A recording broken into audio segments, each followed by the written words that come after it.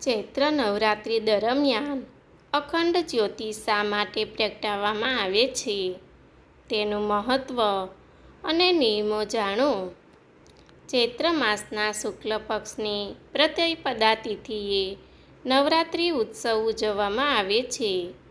9 April 2024 ચૈત્ર નવરાત્રિનો પ્રારંભ થવાનો છે.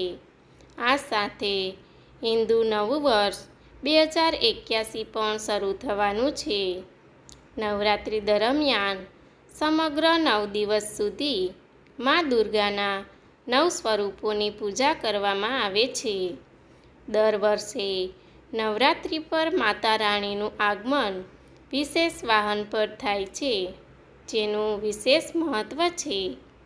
આ વર્ષે માતા રાણી નવરાત્રિ પર ઘોડે અસવાર થઈને આવ્યા છે. નવરાત્રિ દરમિયાન મા દુર્ગાની સામે અખંડ જ્યોતિ પ્રગટાવવામાં આવે છે. નવરાત્રિ દરમિયાન અખંડ જ્યોતિના કેટલાક નિયમો છે. જો તે નિયમોનું પાલન કરવામાં આવે તો માતા રાણીના આશીર્વાદ પ્રાપ્ત થાય છે. અખંડ જ્યોતિનું મહત્ત્વ. માન્યતાઓ અનુસાર ઘરોમાં કળશની સ્થાપના કર્યા બાદ અખંડ જ્યોતિ પ્રગટાવવામાં આવે છે. અખંડ જ્યોતિ એટલે એવી જ્યોત જે ખંડિત ન હોય. અખંડ પ્રકાશથી ઘરમાં સમૃદ્ધિ આવે છે અને માતાના આશીર્વાદ પ્રાપ્ત થાય છે અને મનોકામનાઓ પૂર્ણ થાય છે.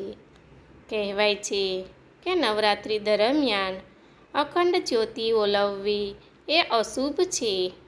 દીવામાં સમયાંતરે તેલ રેડવું પડે છે અને તેને પવનથી સુરક્ષિત રાખવું પડે છે.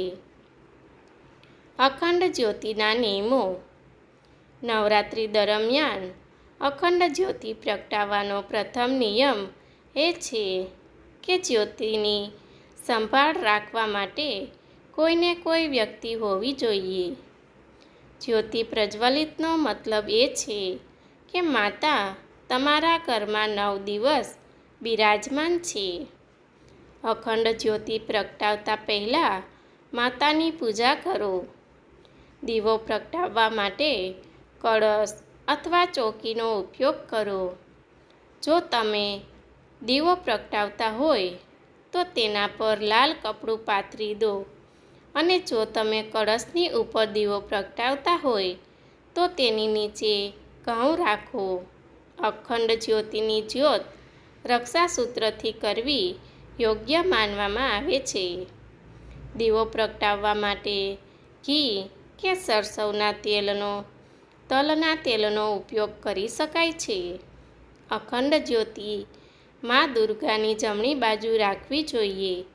એવું કહેવાય છે કે જો દીવામાં સરસવનું તેલ મૂક્યું હોય તો તેને ડાબી બાજુ રાખવું જોઈએ.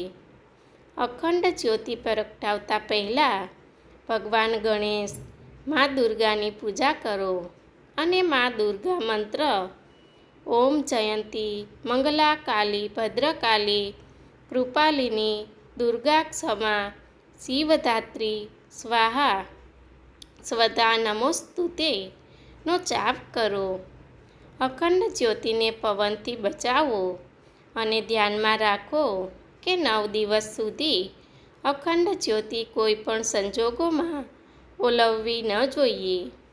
દીવામાં ઘી કે તેલ ઓછું થાય કે તરત જ તેમાં તેલ નાખો. 9 દિવસ પછી દીવો ઓલવવો નહીં, પરંતુ તેને જાતે જ ઓલવવા દો. જો તમે આ નિયમથી ઘરમાં અખંડ દીવો પ્રગટાવો છો તો તમને માતાની કૃપા મળશે અને ઘરમાં સમૃદ્ધિ આવે છે. અમારો વિડીયો પસંદ આવે તો લાઈક, શેર, સબસ્ક્રાઈબ કરવાનું ભૂલશો નહીં. ધન્યવાદ મિત્રો.